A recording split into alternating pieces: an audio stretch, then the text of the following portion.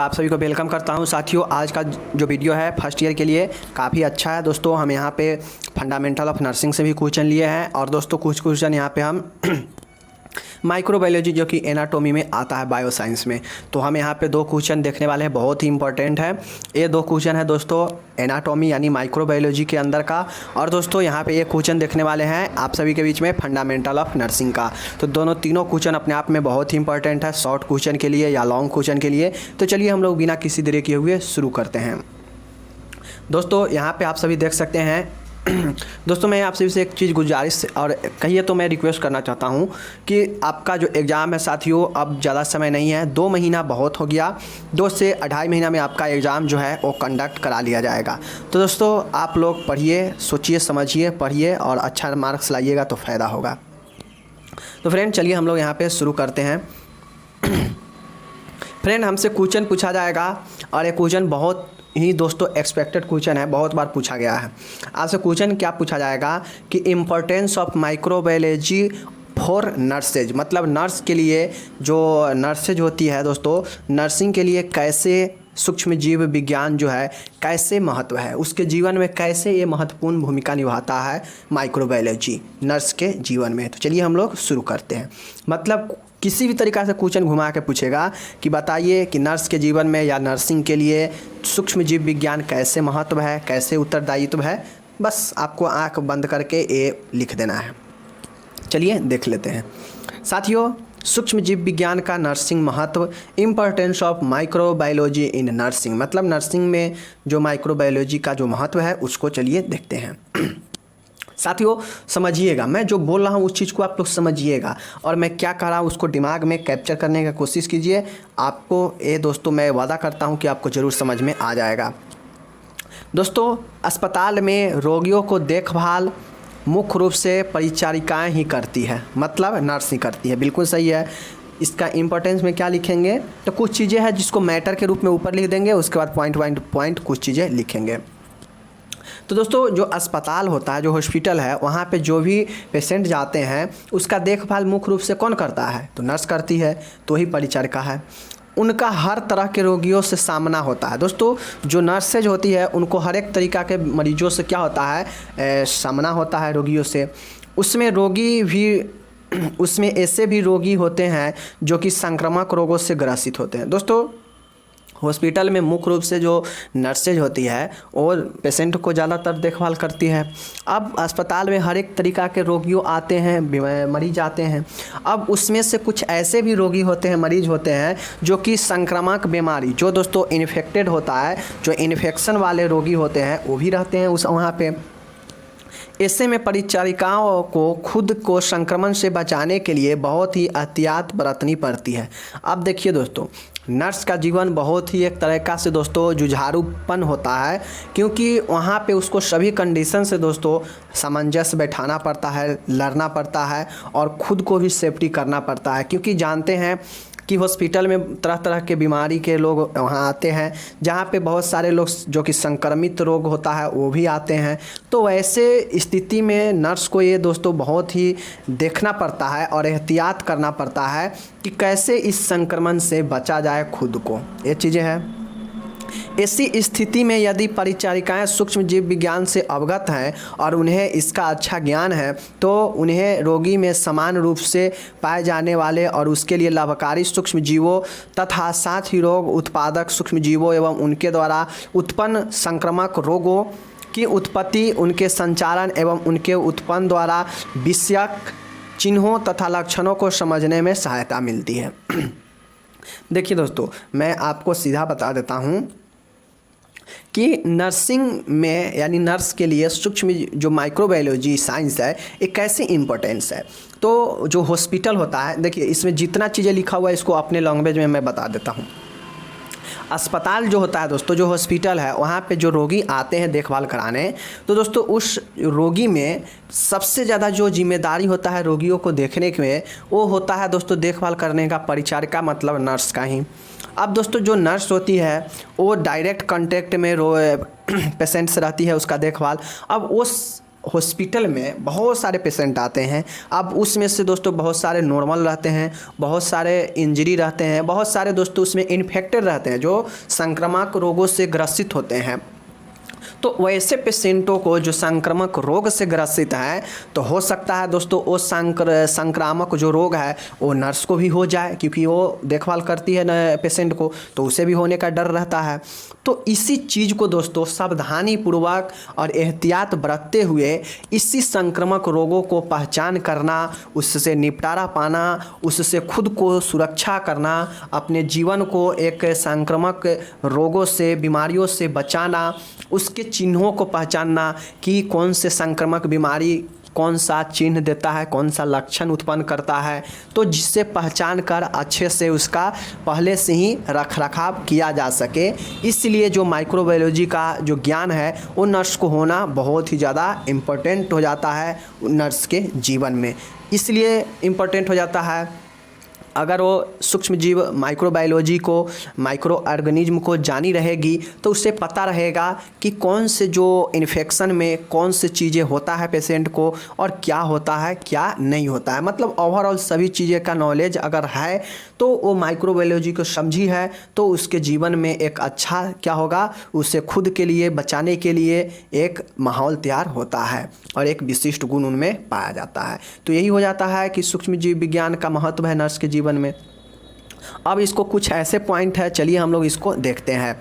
दोस्तों यहाँ पे देखिए कि सूक्ष्म जीव विज्ञान एक परिचारिका को अनेक प्रकार से सहायता प्रदान करता है। सूक्ष्म जीव विज्ञानों से वह निम्नलिखित जानकारी प्राप्त करती है। दोस्तों जो माइक्रोबायोलॉजी साइंस है उससे दोस्तों निम्नलिखित क्या है, जानकारियाँ इकट्ठा करती है और उसे सहायता भी मिलता है। कौन कौन से है, तो सूक्ष्म जीव एक मनुष्य से दूसरे मनुष्य तक कैसे प्रसारित होता है। दोस्तों मैं बता दूं कि जो पहला पॉइंट है उसमें ये पता चलता है, ये सहायता मिलता है नर्स को ये पहचानने में, जानकारी मिलने में कि जो सूक्ष्म जीव है एक मनुष्य से दूसरे मनुष्य में कैसे फैलता है, प्रसारित होता है। अब देखिए दोस्तों कुछ लोग को यही नहीं समझ में आएगा कि सूक्ष्म जीव होता क्या है। तो साथियों सूक्ष्म जीव वो जीव होता है जो दोस्तों एक से दूसरे व्यक्ति में रोगों को क्या करता है, फैलाने का काम करता है। अब वो किस माध्यम से फैलेगा, तो हो सकता है जल से फैलेगा, किसी सतह पे कोई अगर संक्रमित मरीज अगर हाथ रख दिया है उस पर कोई अगर नॉर्मल व्यक्ति हाथ रखता है तो हो सकता है वहाँ पे कुछ चीज़ें होगा इन्फेक्टेड वाला जिससे उसके शरीर में प्रवेश कर जाएगा।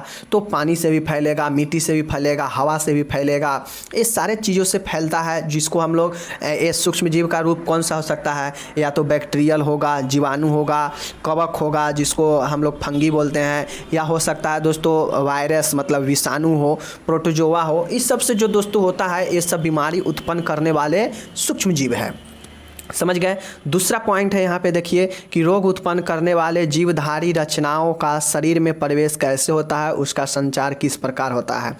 अब दोस्तों जो माइक्रोबायोलॉजी साइंस है ये नर्स को सहायता करता है कि आप नर्स पहचान पाती है कि जो सूक्ष्म जीव है, जो रोग उत्पन्न करने वाले जीव है, वो कैसे किसी के शरीर में प्रवेश करता है और उसका जो फैलने का जो कम्युनिकेशन का जो टाइप्स होता है किस प्रकार से फैलता है, इसका जानकारी ये माइक्रोबायोलॉजी ही नर्स को देता है।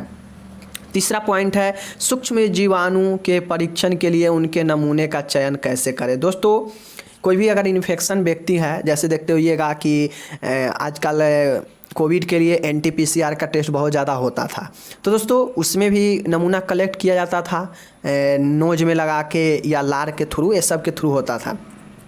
तो उसी प्रकार से ये भी यहाँ पे ये माइक्रोबायोलॉजी का ही देन है कि नर्स इस चीज़ को पहचान पाती है कि कैसे हमें नमूना को एकत्र करना है जांच के लिए। चौथा है दोस्तों प्रयोगशाला से प्राप्त सूचनाओं का अर्थ किस तरह लगाएं। दोस्तों जो लैब होता है जहाँ पे टेस्ट होता है वहाँ से जो भी सूचना मिला है, किसी पेशेंट का अगर टेस्ट हुआ है तो जो वो डाटा मिला है कि हाँ इसको ये चीज़ है, इतना ये चीज़ है, वो डाटा दिया रहता है उसमें, तो उस इन्फॉर्मेशन को पता लगाना एक काम रहता है नर्स का, और ये मदद करता है कौन, माइक्रोबायोलॉजी।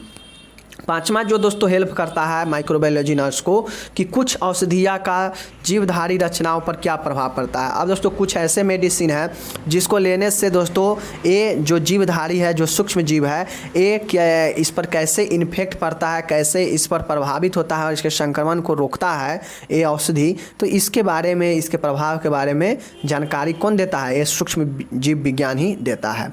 तो ये तो हो गया इसके सहायता और जानकारी देता है। और ऊपर में हम लोग देख लिए ओवरऑल कि क्या काम होता है, नर्स का क्या ज़िंदगी में महत्व देता है माइक्रोबायोलॉजी। तो ये चीज़ हो गया। अब क्वेश्चन पूछेगा तो आप लोग आराम से लिख देंगे। चलिए नेक्स्ट में चलते हैं। अब दोस्तों हम लोग देख लेते हैं कि सूक्ष्म जीव विज्ञान कहते किसे हैं। माइक्रोबायोलॉजी, व्हाट इज माइक्रोबायोलॉजी, तो आप लोग को यहाँ से समझ में आ जाएगा। तो दोस्तों सूक्ष्म जीव विज्ञान माइक्रोबायोलॉजी 1 मिलीमीटर से छोटे जीव को सूक्ष्म जीव या जीवाणु कहते हैं। अब दोस्तों आप लोग को समझ में आ गया कि ये जो 1 मिलीमीटर से भी छोटे दोस्तों 1 mm से भी छोटा जो जीव होता है, उस जीव को दोस्तों हम लोग सूक्ष्म जीव या जीवाणु कहते हैं। इस क्रिया पद्धति को सूक्ष्म जीव या जीवाणु विज्ञान, बैक्टीरियोलॉजी या माइक्रोबायोलॉजी कहा जाता है। दोस्तों ये जो पद्धति होता है, इस पद्धति में जो भी दोस्तों जीव आते हैं इस माइक्रोबायोलॉजी में, उसे हम लोग बैक्टीरियोलॉजी या माइक्रोबायोलॉजी कहते हैं। इन जीवाणुओं को नग्न आँखों से नहीं देखा जा सकता है, बल्कि इन्हें देखने के लिए सूक्ष्मदर्शी माइक्रोस्कोप का इस्तेमाल किया जाता है। दोस्तों ये जो सूक्ष्म जीव होते हैं इनको आप नग्न आँखों से नहीं देख सकते हैं, क्योंकि इसका आकार ही दोस्तों इतना छोटा होता है 1 mm से भी, मतलब आप अपने खुली आँखों से नहीं देख सकते हैं। इसके लिए माइक्रोस्कोप सूक्ष्मदर्शी का उपयोग किया जाता है, जो कि लैब में रहता है और इसे देखा जाता है कि कैसे कितना इसमें कौन सा सूक्ष्म जीव है। तो ये चीज़ हो गया, आप लोग समझ गए सूक्ष्म जीव विज्ञान को। अब चलिए हम इसको थोड़ा डिटेल में देखते हैं। अगर 5 नंबर में आपसे पूछ देगा तो आपको लिखना पड़ेगा। मानव शरीर में सूक्ष्म जीव पाए जाते हैं। त्वचा में पाए जाने वाले सूक्ष्म जीव हमेशा मौजूद होते हैं। सूक्ष्म जीवों को पूर्ण रूप से हटाना असंभव होता है। मानव शरीर पर पाए जाने वाले सूक्ष्म जीव माइक्रोबैक्टीरियम जाति देखिए कौन कौन से जाति का होता है जो कि मानव के दोस्तों शरीर पे पाया जाता है। एक होता है माइकोबैक्टीरियो जाति का, एक होता है दोस्तों स्टेफेलेलोकाई, और एक होता है स्ट्रेप्टोकोकाई, और एक होता है ई कोलाई। तो दोस्तों ये जो टाइप्स होता है जो कि मानव के शरीर पे रहता है, और ये दोस्तों कहा गया है कि मानव के शरीर में जो सूक्ष्म जीव पाए जाते हैं, तो त्वचा पर दोस्तों सूक्ष्म जीव हमेशा पाया जाता है, क्योंकि हमारा त्वचा दोस्तों कहीं ना कहीं से थोड़ा ना थोड़ा दोस्तों ओपन जरूर रहता है। अब दोस्तों हमारे वातावरण में सूक्ष्म जीव क्या होता है, हवा में, पानी में दोस्तों घूमते रहता है। तो दोस्तों हमेशा तो कोई साफ रहता नहीं है, 24 घंटा साफ करके रखता ही नहीं है। तो ऐसे में कहीं जाने आने पर इन्फेक्टेड होता है। तो ही कहता है जो मनुष्य का त्वचा है हमेशा क्या होता है, उस पर कुछ ना कुछ सूक्ष्म जीव होते ही हैं, और यह जो पूर्णतः हटाना इसको संभव नहीं है।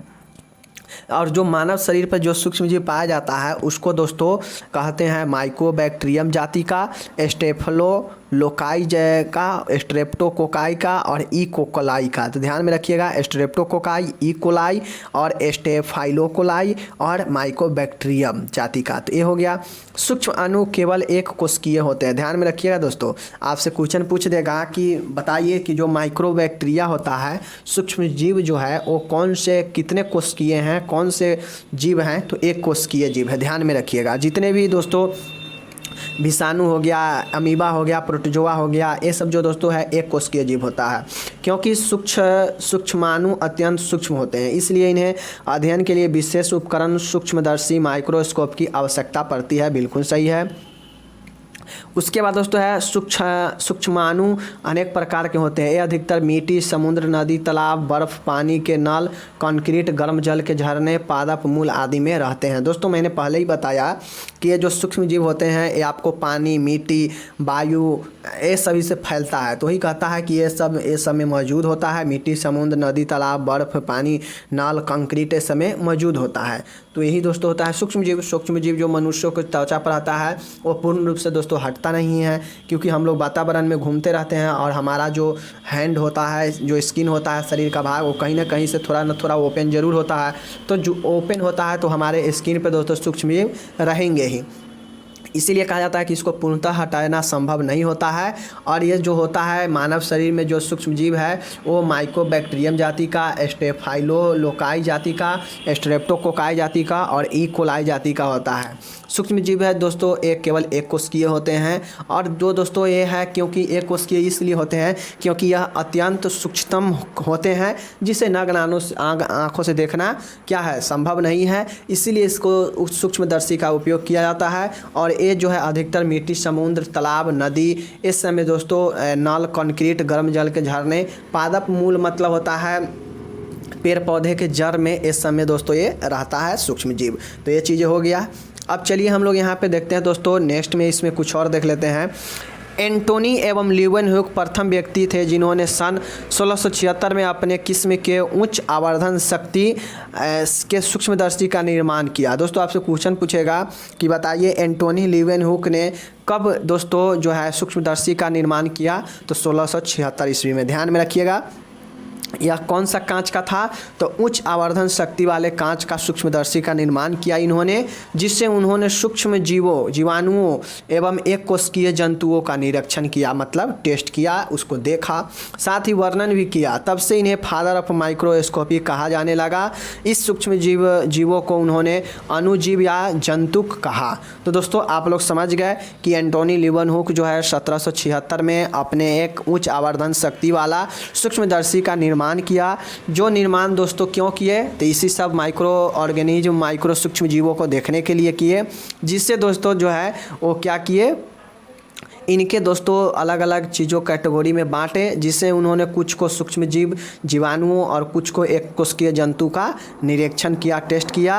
और उन्होंने जब से किया तब से उनको फादर ऑफ माइक्रोस्कोप कहा जाने लगा।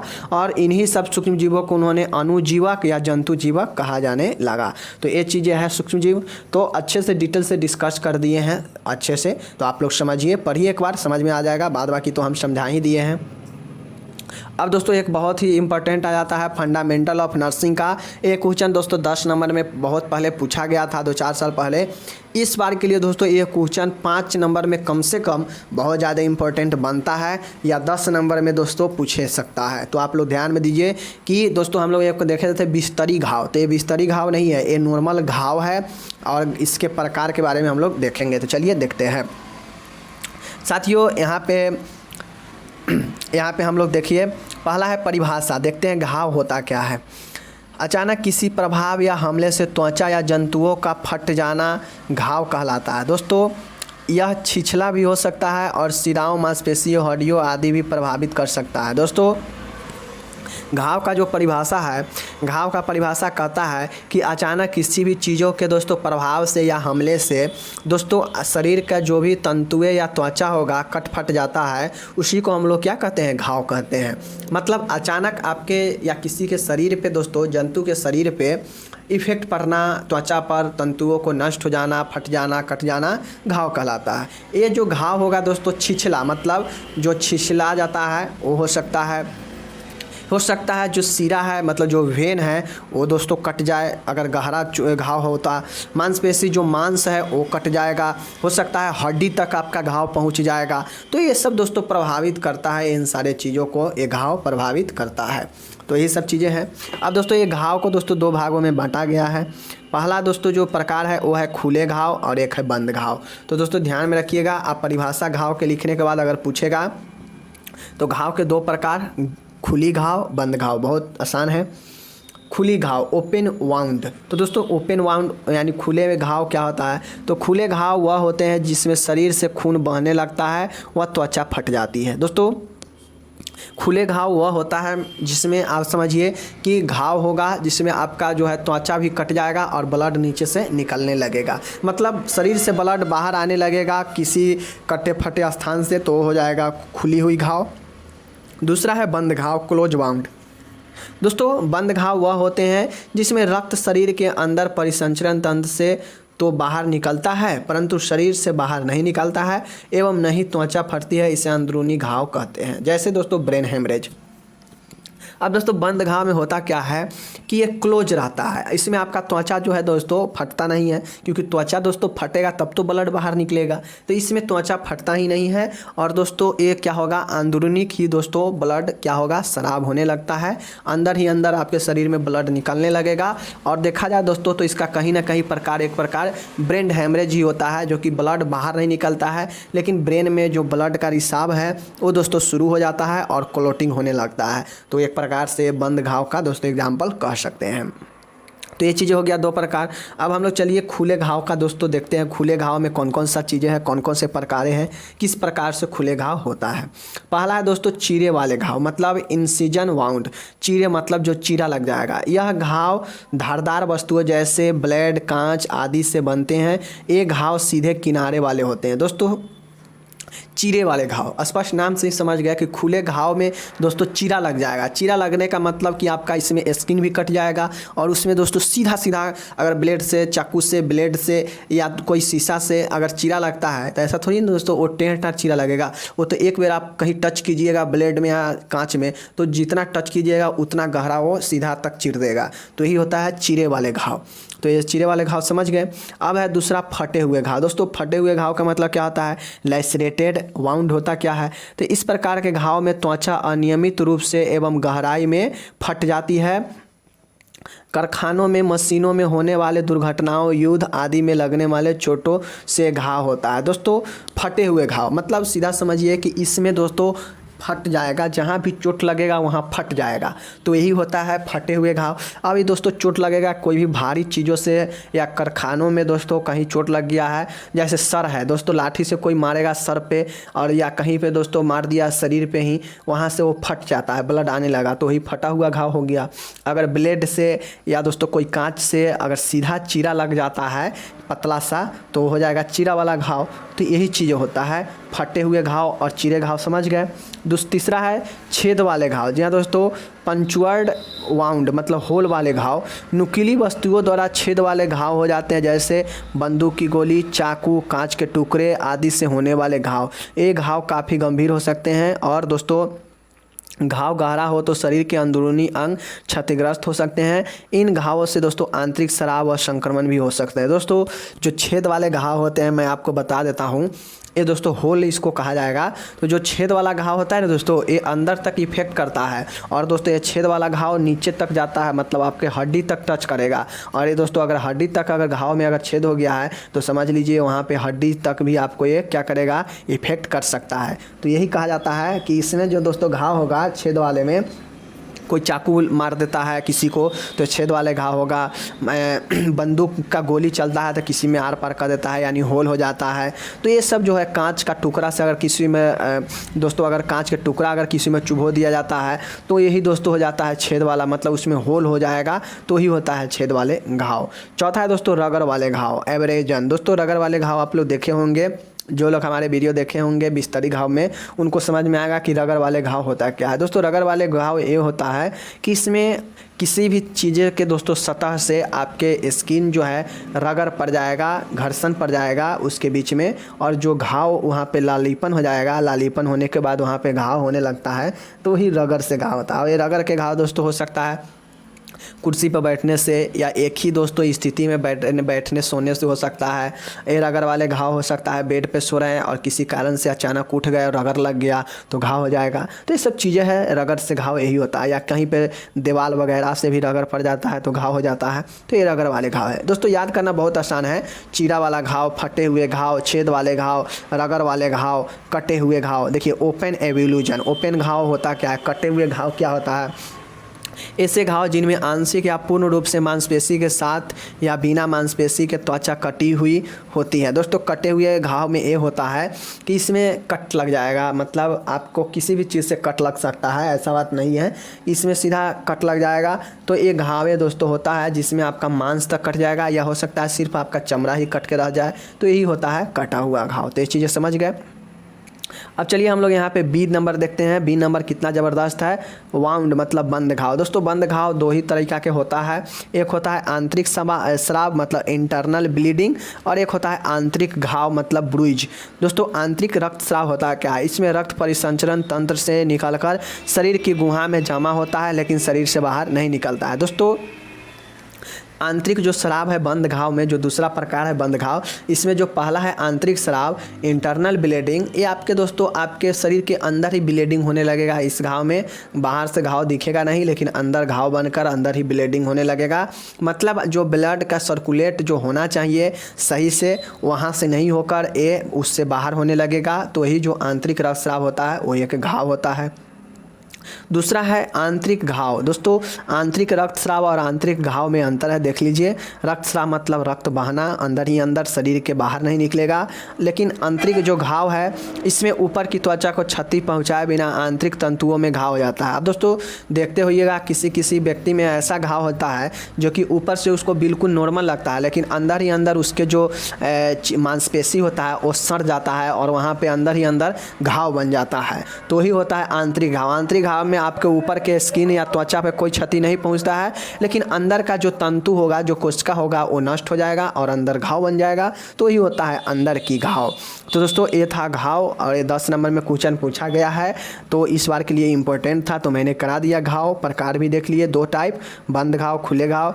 खुले घाव में कुछ 5 पॉइंट था और बंद घाव में 2 पॉइंट था जिसको हम लोग देख लिए।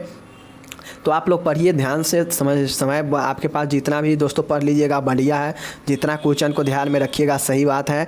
नहीं तो दोस्तों नंबर कम आएगा तो फिर आप लोग जानते ही हैं कि नंबर का कम आने से दोस्तों बहुत दिक्कत होता है जॉब लेने में। तो यही सारी चीज़ें के साथ मैं मिलता हूँ अगले वीडियो में, तब तक जय हिंद, नमस्कार, टेक केयर, बाय बाय।